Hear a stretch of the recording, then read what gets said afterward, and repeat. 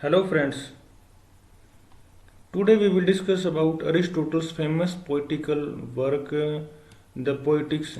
Poetics के बारे में डिस्कस करेंगे हम।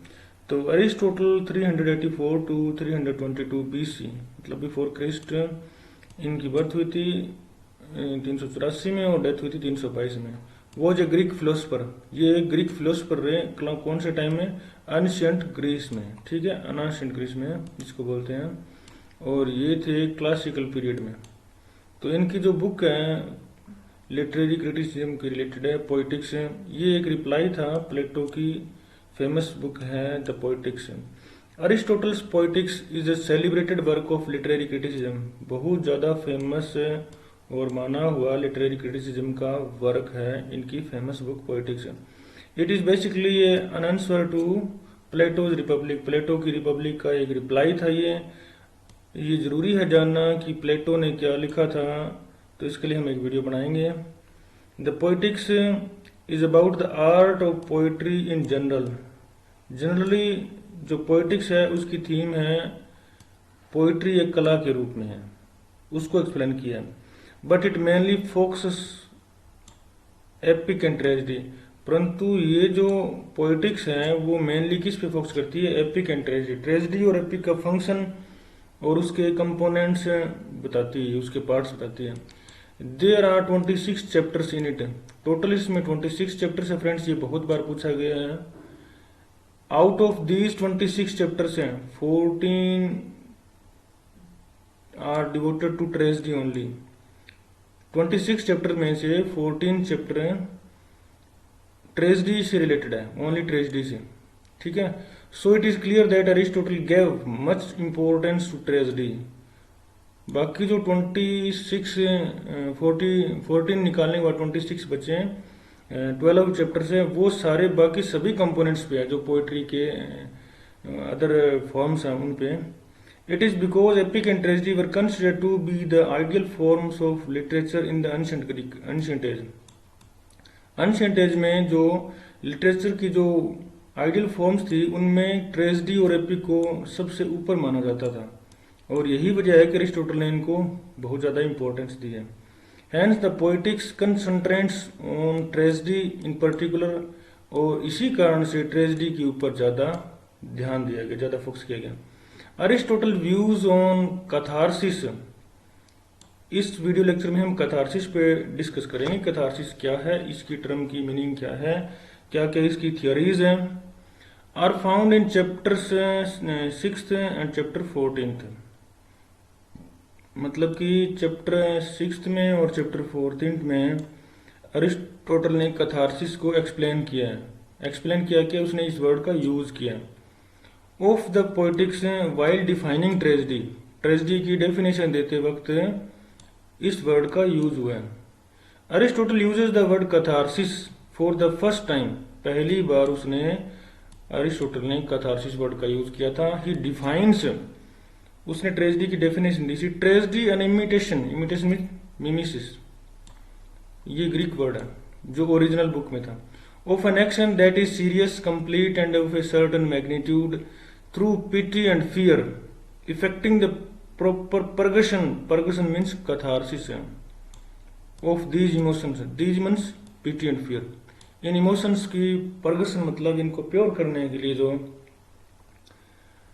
सिस्टम है, जो सीरियस होना चाहिए, कंप्लीट होना चाहिए, मैग्नीट्यूड हाई होना चाहिए उसका, तो वो इमिटेशन होना चाहिए, वही ट्रेजेडी बनाई है। तो हम बात करते हैं थियरी ऑफ कैथारसिस। कैथारसिस क्या है, इसकी थियरी क्या है?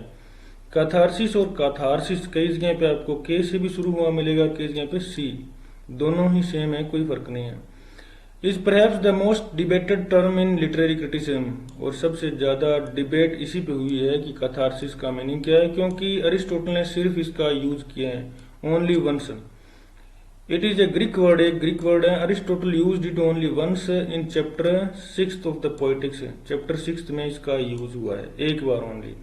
Unfortunately he himself not explained it anywhere, और दुर्भाग्य से अरिस्टोटल ने इसका वर्णन कहीं नहीं किया, कहीं भी इसको एक्सप्लेन नहीं किया। Hence it gave birth to divergent interpretations and explanations, और यही कारण है कि अलग अलग विचारधाराओं के लोगों द्वारा इसकी इंटरप्रेट किया गया और एक्सप्लेनेशन दी गई। Aristotle use the term catharsis while defining tragedy. Aristotle ने इस टर्म का यूज, कैथारसिस का यूज ट्रेजेडी की डेफिनेशन देते टाइम किया था। He used it in connection with the emotional effect of the tragedy on the spectators. Spectators के ऊपर जो इमोशनल इफेक्ट्स होता है ट्रेजेडी का, उसके कनेक्शन में इसने यूज किया था। दस for Aristotle catharsis means the effect और द फंक्शन ऑफ ट्रेजेडी। और इसी प्रकार हम कह सकते हैं कि अरिस्टोटल से हम मोटा मोटा आइडिया लगा सकते हैं कि अरिस्टोटल का कैथारसिस से मतलब था द फंक्शन ऑफ ट्रेजेडी और द इफेक्ट ऑफ ट्रेजेडी। अब हम बात करते हैं कि concept of pity and fear, जो कि एसेंशियल एलिमेंट है ट्रेजेडी का फंक्शन में। The term pity and fear are closely associated with Aristotle's theory of catharsis. बहुत नजदीकी संबंध से जुड़े हुए हैं कौन से term? Pity and fear. There are different types of fears in human life. मनुष्य के जीवन में बहुत प्रकार के फियर्स होते हैं। फियर में arise due to some work feeling of danger, किसी डेंजर की फीलिंग से भी हो सकता है। इनसिक्योरिटी और एंग्जाइटी, इनसे भी हो सकता है। It may occur because of some awful, disastrous और अनएक्सप्लिकेबल इवेंट इन लाइफ। तो हमारी जो कई बार अनप्रेसिडेंट उठती है लाइफ में इवेंट्स, उनसे भी फियर अकर हो सकता है, फियर हो सकता है, घटित हो सकता है।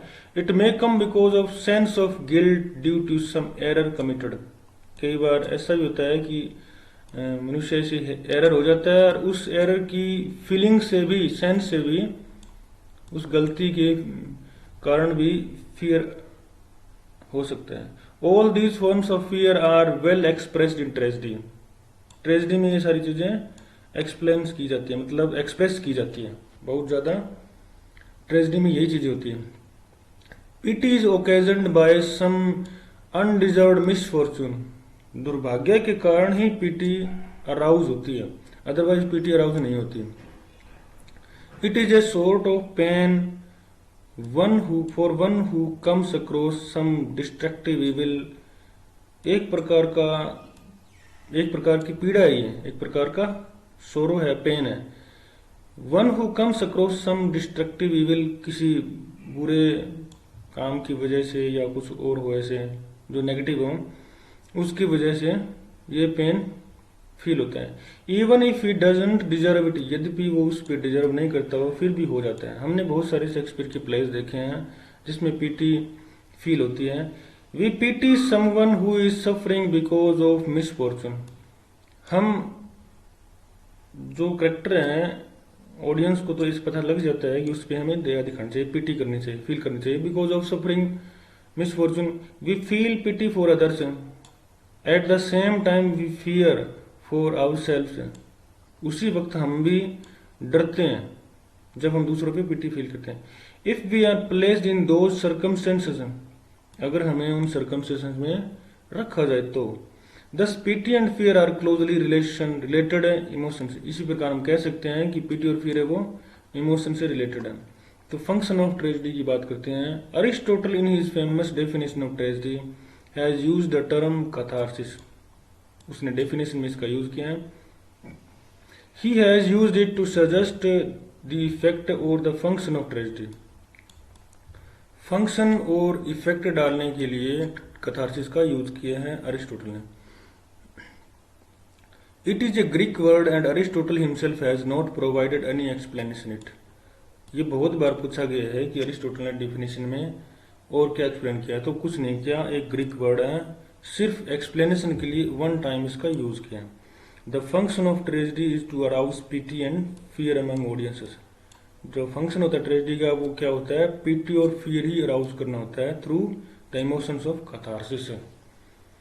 Naturally it gave way to different explanations and interpretation in the world of literature. और यही कारण है कि स्वाभाविक रूप से इसने बहुत सारे एक्सप्लेनेशंस और इंटरप्रिटेशन को जन्म दिया लिटरेचर में। The term have been interpreted by different critics in different ways. अलग अलग क्रिटिक्स ने अलग अलग तरीके से इसको एक्सप्लेन किया है। They have different opinions regarding the exact meaning of the term. इस वर्ड का एग्जैक्ट मीनिंग के लिए उन्होंने अलग अलग थियरीज दी है। The traditional critics have emphasised the emotional aspects of catharsis. जो परंपरागत क्रिटिक्स हैं जो एंशिएंट टाइम के, उन लोगों ने इसके इमोशनल एस्पेक्ट को प्रायोरिटी दी, whereas the modern critic analyze it from the intellectual point of view, और उन्होंने इसके बौद्धिक पक्ष को, इंटेलेक्चुअल पॉइंट ऑफ व्यू को प्रायोरिटी दी है। Scholars have suggested religious, moral, medical, psychological and aesthetic interpretation of it. विद्वानों ने इसके लिए रिलीजियस भी, मोरल भी, medical and psychological and aesthetic interpretation भी दिए। There are 3 common interpretations of catharsis. 3 common interpretations हैं। कौन सी हैं? The purgation theory, next the purification theory and last the clarification theory. तो पहले बात करते हैं अपने द परगशन थ्योरी की। The purgation theory interprets catharsis in medical terms. Purgation का मतलब होता है शुद्ध करना, परगशन का मतलब हील करना, किसी बीमारी को हील करना। तो इसका मीनिंग है, in medical terms purgation means the removal of excess और अननेसेसरी एलिमेंट्स फ्रॉम बॉडी। तो इस प्रकार हम किसी बॉडी के किसी पार्ट को, अननेसेसरी जो पार्ट है उसको निकालना, उसको हील कर देना, उसका मीनिंग होता है परगशन। किस टर्म में? मेडिकल टर्म में। If they are in excess, यदि वो ज्यादा मात्रा में है, it is suggested to provide an outlet, और ये सुझाव दिया जाता है कि उसको आउटलेट मतलब बाहर निकलने का मौका दिया जाए। In the same way the excess और unhealthy passions also need to be purged. और इसी तरीके से जो हमारे मन में एक्सेस है पैशंस की, उसको भी बाहर निकलने का मौका दिया जाना चाहिए, उसको भी पर्ग्ड किया जाना चाहिए। Catharsis is thus a process of purgation to such unhealthy emotions. यही जो हमारे अनहेल्दी इमोशंस है उनको परगशन करने का प्रोसेस है catharsis. Tragedy arouses emotions of pity and fear. Tragedy क्या करती है? पिटी और फियर को अराउज करती है। Then it provides an outlet, और यही क्या है कि बाहर फूट पड़ते हैं, अपने इमोशंस जब एक्सप्रेस करेंगे ना तभी तो वो बाहर निकलेंगे। The excessive emotions are purged, removed from our mind. और जो एक्सेसिव इमोशंस होते हैं वो पर्ग्ड होते हैं, उनको रिमूव किया जाता है हमारे माइंड से, मन से। It helps to create an emotional balance, और इस प्रकार से हमारा एक मानसिक संतुलन, एक भावात्मक संतुलन बन जाता है। परगशन thus denotes the pathological effect on the mind comparable to the effect of medicine of body। Medicine on body मतलब बॉडी के ऊपर मेडिसिन का काम करती है कौन? जो परगशन थियरी है वो, और ये ट्रेडिशनल लोगों ने माना है। Some critics interpreted catharsis as a homeopathic process, और कुछ क्रिटिक्स ने इसको एक होम्योपैथिक प्रोसेस भी माना है। They thought it to be a case of like curing like. उन लोगों ने इसको क्योरिंग की एक प्रोसेस मानी है कि इससे है ना हमारी बॉडी क्योर हो जाती है, हमारा मन है जो क्योर हो जाता है, माइंड जो ब्रेन है जो क्योर हो जाता है। A little substance of some element cures the body of an excess of same thing. और यही होता है कि कई बार अपने बॉडी होम्योपैथी की प्रोसेस से ठीक हो जाती है। Some critics consider catharsis in allopathic way of like curing unlike. और कुछ क्रिटिक्स इसको एलोपैथिक ट्रीटमेंट के रूप में भी लेते हैं, लाइक क्योरिंग अनलाइक के रूप में। अकॉर्डिंग टू दिस मेथड, इस मेथड में the arousing of pity and fear was suppose to bring about the purgation of other emotions such as anger, hatred and pride. और इसमें क्या होता है, इस थ्योरी के अनुसार लाइक क्योरिंग अनलाइक में, जब हम किसी विलेन की कोई एक्टिंग देखते हैं तो उसमें क्या है कि हमें उस विलेन के प्रति हेट, एंगर क्रिएट हो जाता है, जबकि हीरो के प्रति हमारी, हीरो जो विलेन के अपोजिट है, प्रोटैगनिस्ट है, उसके प्रति हमें गर्व महसूस होता है कि वो शालीन है, सिंपल है, सोबर है, जो भी उसकी क्वालिटीज हैं। तो हमारे जो इस प्रकार के इमोशंस है वो उस पिटी और फियर की वजह से क्रिएट होते हैं। It is the process of feeding and watering of unhealthy emotions. और यही प्रोसेस है जो हमारे अनहेल्दी इमोशंस है ना उनको वाटरिंग और फीडिंग करने का। Purgation is thus a major explanation of catharsis. ये बहुत इंपॉर्टेंट एक्सप्लेनेशन है फ्रेंड्स। नेक्स्ट हम बात करते हैं the purification theory. Another interpretation of catharsis is purification. Purification मतलब होता है शुद्धता, शुद्ध करना। Some critics have rejected the purgation theory in the medical sense of term of the term. Medical sense में जो टर्म यूज किया है लोगों ने परकसन, उसको रिजेक्ट किया है बहुत सारी क्रिटिक्स ने। They criticize that there is theatre is not a hospital and audiences are not patients. ये फेमस है बहुत ज्यादा। ये किस के बारे में कही हुई, ये बहुत बार पूछा हुआ है। ये कही हुई है while criticizing catharsis critics gave this definition. Humphrey House advocated the purification theory, which means moral learning, moral instructing or moral conditioning of mind। मतलब प्योरिफिकेशन थ्योरी में क्या होता है कि हमें कुछ सीखने को मिलता है, मोरल लर्निंग मिलती है, मोरल इंस्ट्रक्शन मिलती है, मोरल कंडीशनिंग ऑफ माइंड, और हमारा ब्रेन है ना वो भी कंडीशनिंग होता था। It is the idea of cleaning और क्लिनसिंग ऑफ सोल, मतलब आत्मा का शुद्धिकरण या माइंड है उसका शुद्धिकरण होता है इसमें। Tragedy by arousing pity and fear brings back the soul to balance state.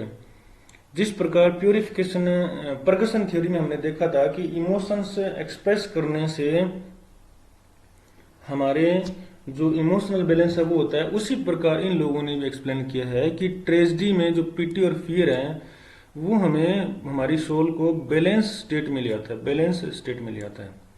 Tragedy thus trains and purifies the emotions and brings them to a balanced state। इस प्रकार ट्रेजेडी है ना वो हमें ट्रेन करती है हमारे इमोशंस को और उनको प्यूरिफाई कर देती है और उन्हें एक बैलेंस स्टेट में ले आती है। The emotions are directed towards the right objects. अब जो पीटी एंड फियर अराउज होती है ट्रेजेडी की एक्टिंग से, उसमें क्या है कि हमारे जो इमोशंस है ना वो एक राइट जजमेंट की तरफ मूव करते हैं। हमें पता लगता रहता है ऑडियंस को कि वो हीरो या विलेन है, उसमें ट्रेजेडी में जो इवेंट्स हो रही हैं वो जस्टिफाई किसकी तरफ कर रहे हैं, तो हम उसकी तरफ ऑटोमेटिक मूव करने लगते हैं एट द राइट टाइम। और यही होता है कि हम उस राइट ऑब्जेक्ट की तरफ राइट टाइम में मूव करते हैं। In this way we are made virtuous and good. और इसी प्रकार हमें गुणी बना देता है कौन, वो emotions. The purification theory is related to soul as the purgation is related to body. Purgation theory body से थी और प्योरिफिकेशन सोल से रिलेटेड थी। तो फ्रेंड्स हम थर्ड जो इसकी थ्योरी है मेजर थ्योरी उसके बारे में डिस्कस करते हैं, the clarification theory. Clarification theory it is the third interpretation of catharsis. इसकी तीसरी एक्सप्लेनेशन है, इंटरप्रिटेशन है। The critics think that Aristotle was mainly concerned with the intellectual effect and not the emotional effect of tragedy. Critics ये सोचते हैं कि Aristotle का mainly जो कंसर्न था, लगाव था ना, वो इंटेलेक्चुअल इफेक्ट था ट्रेजेडी का, note the emotional effect. Catharsis term को यूज करते time tragedy is concerned with the spectators understanding of the events of plot. जो प्लॉट होता है उसकी इवेंट्स की अंडरस्टैंडिंग क्या है स्पेक्टेटर्स की, इस बात पे ट्रेजेडी कंसर्न करती है, उससे रिलेशन रखती है। A tragedy presents some universal truths of human life through particular events and characters। हमारी जो लाइफ है उसमें ट्रेजेडीज होती है, वो हमें क्या है कुछ ना कुछ सिखाती है। तो कुछ ट्रूथ ही यूनिवर्सल ट्रूथ है उसको एक्सप्लेन करती है वो इवेंट्स से और कैरेक्टर से। Watching a tragedy gives us Joy.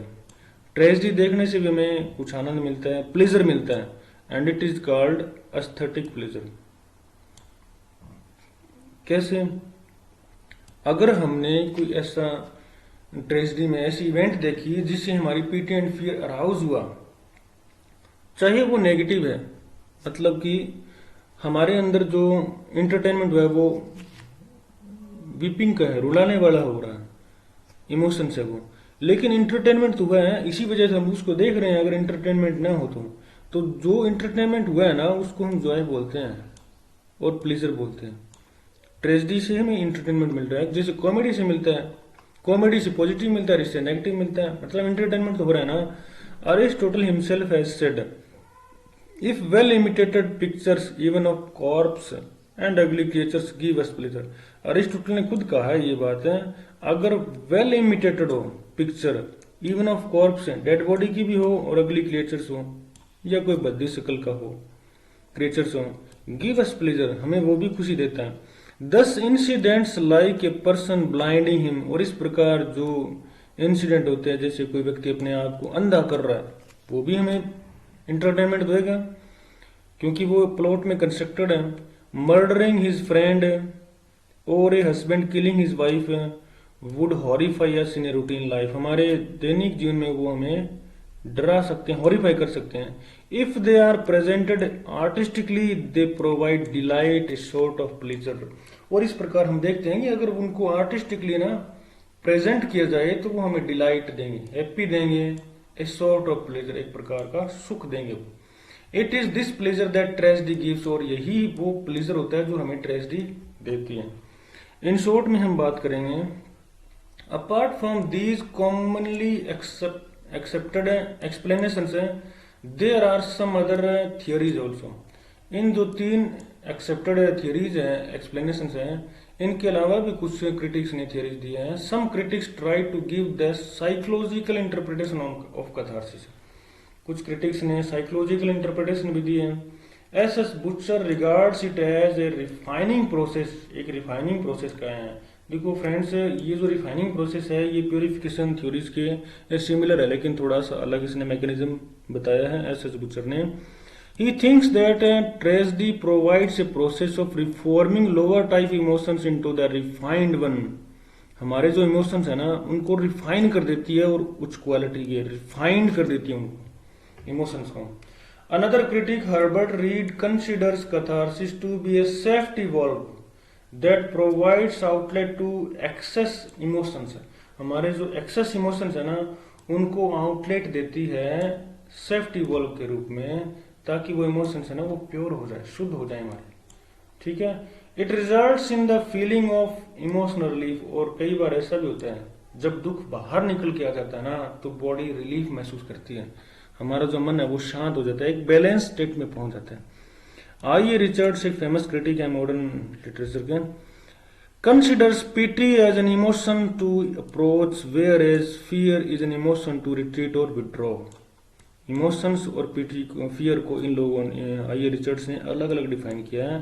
PT as an emotion to approach and fear an emotion to retreat और विड्रॉ। तो फ्रेंड्स आप आराम से समझ गए इन दोनों वर्ड्स को। Tragedy brings these opposite emotion से हारमोनियसली टुगेदर। पीटी जो कि अप्रोच करता है इमोशंस को, और फियर है जो कि रिट्रीट करता है इमोशंस को, इन दोनों का हार्मोनियस बैलेंस है किसमें, आइए रिचर्ड्स के according. It creates a balance and equilibrium of mind, हमारे माइंड को संतुलित करता है। तो हम कंक्लूजन करते हैं इस आज के वीडियो लेक्चर का।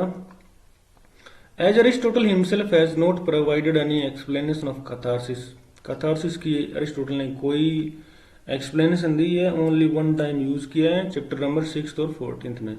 Critics vary in interpretation, vary means अलग अलग विचार हैं उनके। There is no agreement as to what Aristotle really meant, इस बात पे कोई सहमति नहीं है कि अरिस्टोटल का क्या मतलब था। The theories like purgation and purification relate catharsis to psychology of audience, audience की साइकोलॉजी से रिलेट करती है कौन सी theories, purification and purgation. The clarification theory seems to be more acceptable because it focuses on the work of art and not of audience। जो clarification theory है वो क्या करती है, ऑडियंस है ना उनको सपोर्ट नहीं करती, और ये क्या करती है, वर्क ऑफ आर्ट, मतलब ट्रेजेडी का फंक्शन है ना, और जो ट्रेजेडी की फॉर्म्स हैं उनको एक्सेप्ट करती है, उनसे रिलेट करती है। It is to be noted that Aristotle was writing on the art of poetry। ये भी हमें ध्यान में रखना चाहिए कि अरिस्टोटल ने जो आर्ट ऑफ पोएट्री को लिख रहा था उसके बारे में लिख रहा था, तभी तो ये कैथारसिस का इन्वेंट हुआ, and not and psychology of audience. और ये बात भी क्लियर है कि वो ऑडियंस की साइकोलॉजी के ऊपर नहीं लिख रहा था। तो फ्रेंड्स ये थी अपनी वीडियो लेक्चर आज की। अगर वीडियो पसंद आए तो इसको शेयर करना, लाइक करना और चैनल को सब्सक्राइब जरूर करना। Thanks for watching. आज की वीडियो में बस इतना ही, मिलेंगे नेक्स्ट वीडियो में।